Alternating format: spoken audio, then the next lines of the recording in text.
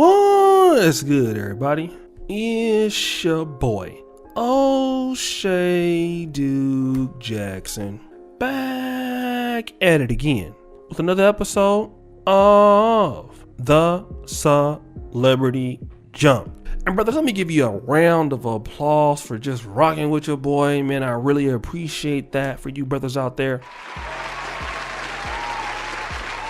But I want to talk about something important, bro. I want to talk about something important. That is, with this whole divide in between the African-American male community, between the younger guys and the older guys, okay? And I used to be somewhat of a younger guy. I'm 39 now, so I find myself hating on young guys myself, just in passing, like joking. Even the young guys on YouTube, the Cut to the Chase TVs and young brothers like that. You know, when guys that are like 25, 24, you know, some of the things that these brothers are doing now, just in general, you know, the way that they handle things is a little bit different from the guys of my generation. And my dad, who is 65, you know, we did things much different than his generation, right? And time and technology brings about a change in the way that we do things. And sometimes we don't agree with how things are changing, but the thing about it is that a lot of brothers, especially coming up in this generation, they're figuring things out for themselves, all right? And we see it as hip hop has transformed, R&B music has transformed. Even the way people play basketball has transformed. I remember when I was, you know, coming up in as a youth in the 90s, you know, when you were watching, you know, people like Tim Hardaway, the Mitch Richmonds, the Michael Jordans, the Scottie Pippens, you know, the Pat Riley's Knicks, you know, Rick Adelman's Trailblazers, Phil Jackson's Bulls, you know, the Magic Johnson and his, you know, in the early 90s. It wasn't a 3-point shooting league like that. You know, you had people that shot threes, you know, the Reggie Millers and things like that. But now, like, teams are taking like 40, 50 threes a game. And a lot of people look at the game today as soft in comparisons to then, right? But that's the way the game is played now. And the same thing is with rap, right? And a brother that understands, he's like right in the middle of both the young and the old crowd, is Bow Wow. He's 33, okay? And Bow Wow is, you know, when he's been hip hop for a long time because he was such a young guy when he was there. But he was there when the, you know, the Snoop Dogs and, you know, he was there when, you know, the Jay-Z's were still, and Jay-Z still is hot, E40, you know, the older guys that was really running the hip hop. But now, you know, a lot of the brothers out there that's in the game now, you know, let's just say, rest in peace, King Von, you know, Lil Durk, people like that, you know, that Chicago drill style of rap. I'm not really feeling it.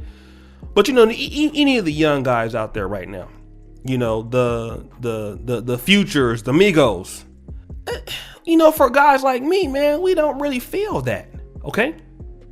But the thing about it is a lot of guys hating them. And I've heard Snoop Dogg, you know, talk about how the Futures and the Migos are them guys sound scanny, they trash. That's what's wrong right now. Everybody trying to rap the same style with the, I don't know who created it, if it was Future or Migos, but all them niggas sound the same. But Bow Wow brings up an interesting point, right? And he says this: take music. Some of these older guys are starting to look like haters. You're not supposed to understand the music, but let's praise the young artists for making a way for themselves. Some of y'all old heads have to accept it's over and find a new way to continue your legacy. Doesn't look good on y'all resume, okay? I'm for all what's going on. I love what these young brothers are doing. Keep it up, you guys are now. In the future of this business, don't let nobody tell you different. I just want to say this, right? Because as a brother that's like 39, that grew up in the older way of things, you know, even, you know, in the 90s, I grew up in the last era of the real Medias, the Big Mamas. I don't understand a lot of the things that the young brothers is doing today in hip hop, although I do understand niggas, period. And just like when I was a young guy or younger guy, I wanted to do things as my generation dictated. We as older black men now, we have to let these young brothers come in here and do it their way. You know, when we was coming up in the game, It wasn't no Tinder. You had to go out and holler at females. You know what I'm saying? You know, it wasn't no meet somebody on Instagram or on a post. You know, most of us grew up, we didn't have a cell phone when we was young. You know, we was lucky to have a phone in our house. We grew up on three-way calling. You know what I'm saying? So we grew up in a different era, and the guys of today, they don't do things like we do it.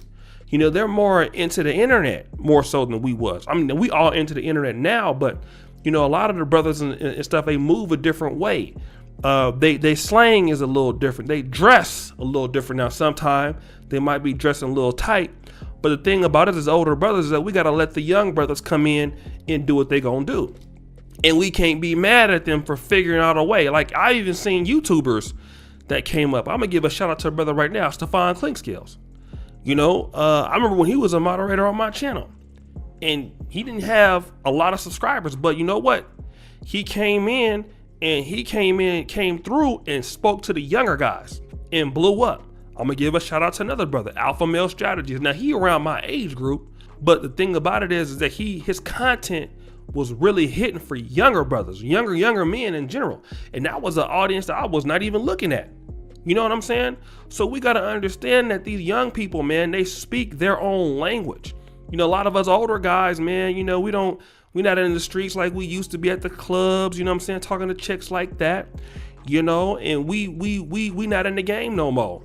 And for some of these older rappers that's been on top, you know, the Snoop Dogg's, the E40s, you know, a lot of guys had to change with the times to keep hot, like Puff. You know, like Jay-Z. Sometimes you might not be in the spotlight like that. You might have to change it up to keep it up there, right? And that's where wisdom comes in. Wisdom comes in where, you know, a lot of stuff like YouTube, rap, sports, those are young men's games. You know what I'm saying? And, you know, a lot of times you're going to get phased out. You know, as the youth are coming in, they're going to come to the people they can relate to. And as black men, we need to embrace our young brothers and give them encouragement, not be trying to hate on them. You know what I'm saying? And I'm feeling that because the young people, whether we like how they do it or not, they are the future. You know, they are the future. The young black men of today that's in 1930, you know, we need to be able to try to speak to them in a way that we can let them know that we got their back. And also, you know, we need to go ahead on and support our young brothers, man. We don't need to have like the young against the old and hating on them because we don't like their style. I mean, we can joke and all that stuff, man, but we don't need to be doing that. We don't need to be doing that. So, guys, it's your boy, O'Shea Duke Jackson, back at it again with another episode of The Celebrity Junk. I really appreciate you for all that you do. Subscribe, hit the bell. Thank you for your support on the channels. Thank you for, you know, watching your boy all these years. I really thank you for that. And as you brothers know, the buffoonery remains at all time. I check out the first comment pinned to the top, guys. And, you know, check out all my information. Peace out.